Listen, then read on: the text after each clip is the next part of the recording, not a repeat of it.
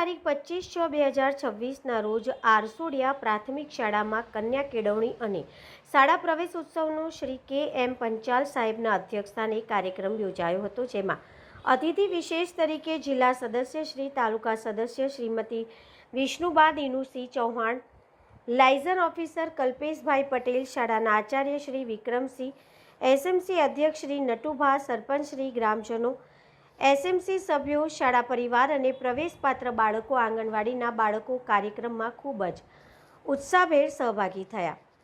તાલુકા સદસ્ય શ્રીમતી વિષ્ણુબા દિનુસિંહ ચૌહાણ તરફથી પ્રવેશપાત્ર બાળકોને બેગ અને કીટ ભેટ આપવામાં આવી હતી તથા આંગણવાડીના બાળકોને રમકડાની કીટો ભેટ આપવામાં આવી અને દરેકે શુભેચ્છા પાઠવી કાર્યક્રમને સફળ બનાવ્યો. બ્યુરો રિપોર્ટ, ભરત બેલદાર, ગુજરાત પાવર ન્યૂઝ.